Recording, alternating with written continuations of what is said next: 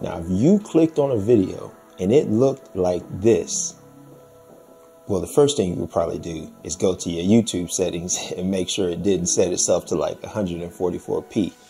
But if the video looked like this, although it wouldn't be enjoyable, you probably would still tune into it depending upon what the video was about, even though the video quality isn't that great.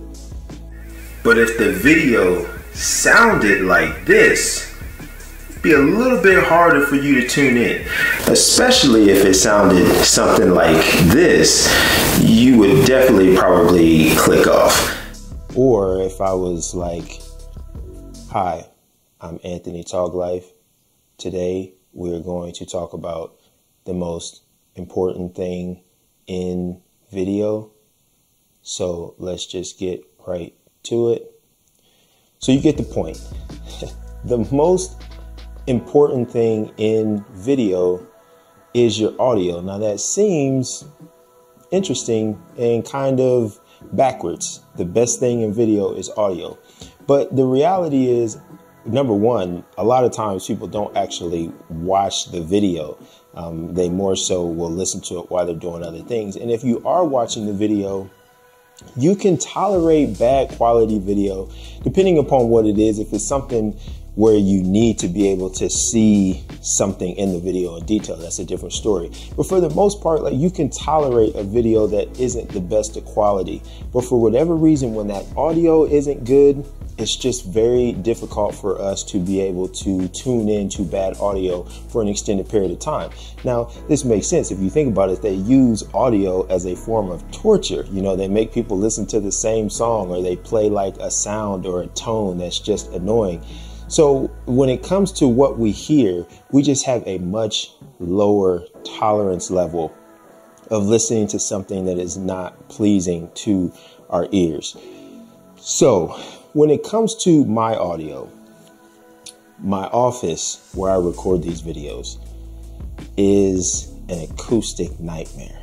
Okay, first of all, it's a small space. So being in a small space, you're already going to deal with a lot of echo no matter what, because the space is small. So the sound is bouncing off of everything. Then you add into that, I have a high ceiling.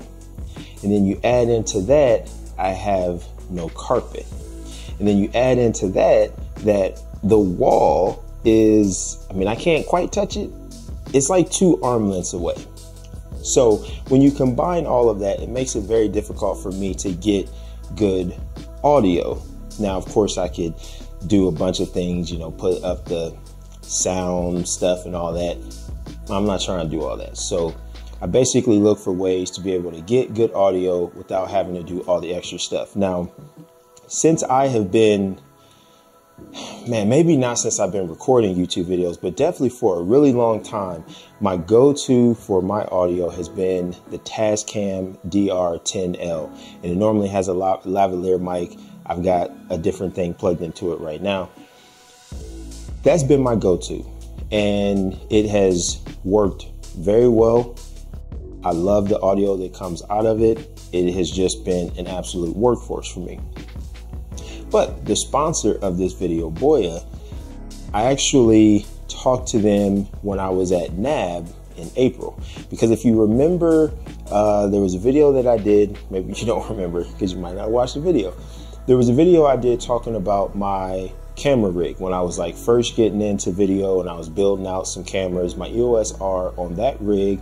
I bought a Boya mini shotgun mic to go on top of it. And it was just a purchase on a whim. I had never heard of Boya. I just was on Amazon. I wanted a mic that wasn't super expensive, and it was the one that I went with, and it worked very well. I loved the audio that came out of it. Sound quality was great. So when I was at NAB and I saw the Boya booth, I went over to them, talked to them, said, hey, you know, I'm using this mic right here. It's fantastic. I love it. So they told me they were bringing out a new mic system, and they asked if I wanted to try it out. Of course, you know, I was on board. So I don't want to make this video an advertisement for this product, because I'm actually going to do a part 2 where I'm going to compare the Boya mic to my Tascam and to one of the Godox mics that's similar to this. So that's going to be a part 2. Look for that. In this video, I really want to just talk about audio placement, all of those things. But I do briefly want to touch on in this video what this is. So the reason why I like this is because the issue with my Tascam, and I'm hesitant to say it's an issue, but the issue with my Tascam is that it records everything to the device itself. I have no way to hook this up to my camera. So what that means is every time I record something, I have to sync the audio from my Tascam to my video file. Now, in today's time, not very difficult. There's just about in every program, there's things that can do it automatically, and it's not hard to sync it up. I've messed with audio files for a really long time, so it's not hard to sync it up, but it is an added step. So where this type of mic system comes in is that I can plug this directly into my camera, have the microphone on me, and then now I have the audio from this mic getting baked into the video file in the camera. So it just removes that step of having to sync the audio, which if I'm doing a video and I'm trying to get it done and get it out quick, especially like if I'm doing reels or something of that nature, it's just really nice to be able to record, pull it into Premiere, chop it up, do whatever I got to do, and export it and go. I don't have to worry about syncing up the audio. So what I actually really loved about this, and I was pretty surprised because for the price point, this is only $119 on Amazon. It just worked right out the box. I literally opened it up. You get a receiver, and then you get 2 transmitters, like 2 mics that you can put on people. And you have the option of either having it be a mono or stereo. So if it's stereo, you have one mic is the left channel, the other mic is the right channel. If you have the receiver set to mono, if you use both of them, it will just bake it into one track, or you could just use one. But I literally took it out the box, plugged it into the camera, started recording, and it worked. I didn't have to pair anything. I didn't have to fumble with it. It just worked. And that's what I like. I like to take something out the box and it just goes. Like when I talk about why I like Apple products, it's because they just work. You don't have to do a lot to make it work. It just works out the box. And these Boya mics do exactly that. So as you maybe have seen in my last few videos, I have been using these Boya mics, and I put it right here. Now, I like to have the actual mic part facing inside just because it's cleaner. That way you just have the clip on the outside versus if it was like this and you have this on the outside. Now, the downside for that is that sometimes depending upon how I'm moving, it pushes the mic into my neck. And so when it does that, it definitely causes like a spike in the audio, or it sounds real muffled. So I'm trying to get used to that and remember that, but I just like it to be cleaner. I just don't like having big things hanging off right there. So when it comes to mics, ideally, when you think about audio, the best placement for a microphone is always going to be right in front of your mouth, okay? Because then you're getting a direct path of the sound coming out of your mouth going into the microphone. It's not muffled. It's not coming from an angle. That's like the best position. But the reality is most times when you're recording, you either don't necessarily want to hold this in front of you like this, or you may not want to have a mic in front of your face, or it's just not feasible for whatever reason. So it is what it is.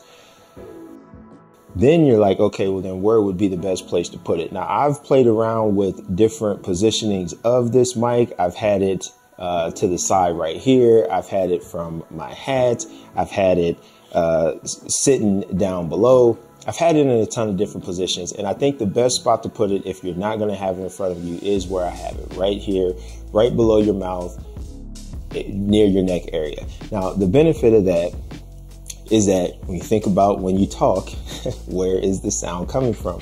comes from your diaphragm, right? I think oh wait, is it the diaphragm?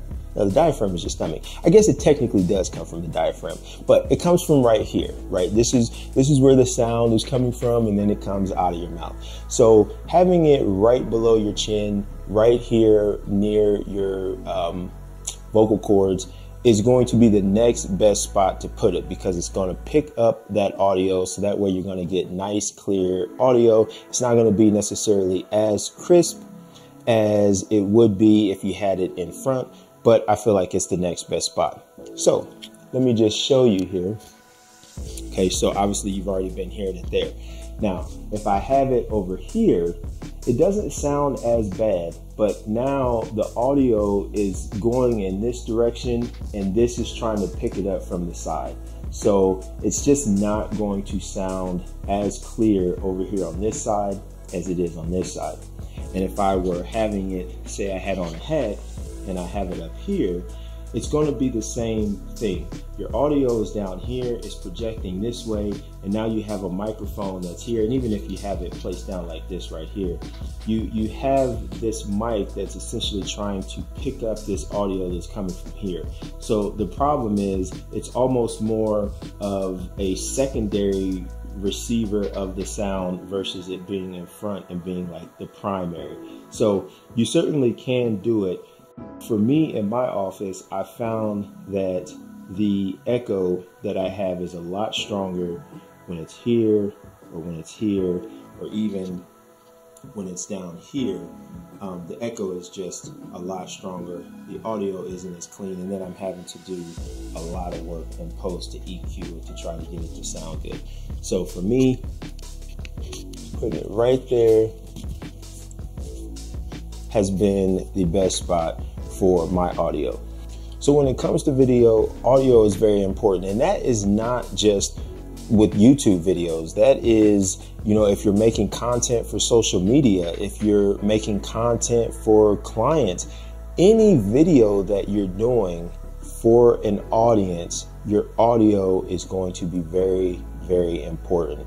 So if you're getting into the world of recording stuff, whether it be for YouTube or social media or for clients, you really want to make sure that you have a way to get good audio.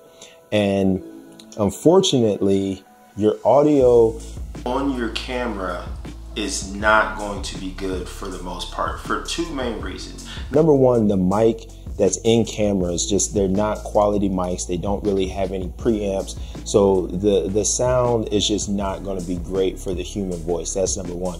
Number two, you're typically not going to be close to your camera. Now, I'm, you know, a little bit more than, you know, maybe an arm and a half length away, but sometimes you're even further back from the camera. So if you're super far away from the camera and your audio is being recorded on your camera, it's not going to sound good, period. And so you really do need some sort of external mic that you can have on your person, so that way you can get that clear audio regardless of where your camera is. So if you are looking for a mic, I can highly recommend this Boya mic. I will leave a link in the description. And I've actually been using it I've had it for like a month and a half, I believe at this point, something like that. And I've been using it in all of my YouTube videos. I've used it quite a bit in a lot of reels that I've dropped on my social media, because I really wanted to see how this would work in comparison to my task cams, because my task cams are rock solid. I have no fear when it comes to using my task cams. So I was curious how these Boya mics were going to play out. I've been very happy with the sound quality. Again, I'm going to do a part 2. I'm going to be comparing the Boya to the task cam and the Godox to really get an idea of how it compares with some more expensive microphones. So definitely tune in for that.